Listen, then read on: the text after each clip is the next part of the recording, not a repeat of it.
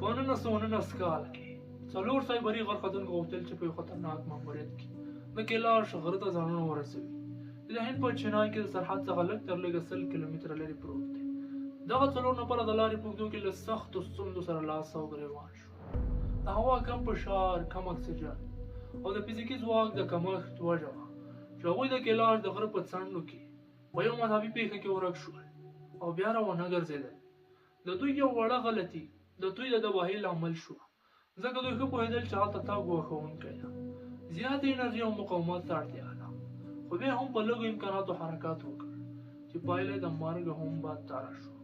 د دې غره لوړوالی 6638 متره، یعنې 1978 فوټه لوړ دی. هوا کم فشار، کم اکسیجن ممکن هلته راتلونکو کسانو د لوړوالي د ناروغي سبب شوی وي. راځئ چې بشپړه واقعه واورو. دا څلور نفره د توپتي روحاني پیشواګان او څېړونکي ډله وه چې د کیلاش غره ته یې سفر وکړ. دوی معمولا د مذهبي او روحاني سفرونو په خاطر هلته تلل، ځکه دوی غوښتل چې له دې غره سره تړلې روحاني تجربې او رازونه پیدا کړي. خو دا څلور نفره څوک وو؟ آرنلډ ریفوس جرمني څېړونکی، لوسین دوی د فرانسې روحاني شخصیت، د توپتي راهب او ژان کلود دوبل یو بل څېړونکی. دوی وروسته له دې سفر نه د کیلاش د غره په څنډو کې په یو مذهبي پیښه کې ورک شول.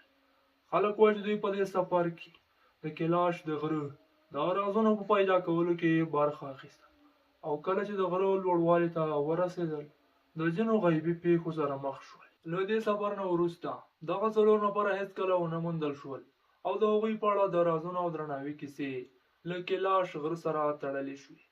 له دې پیښې نه وروسته د کیلاش غره ته د تګ په اړه یو نه خطرناکه فضا رامنځته کړې ده.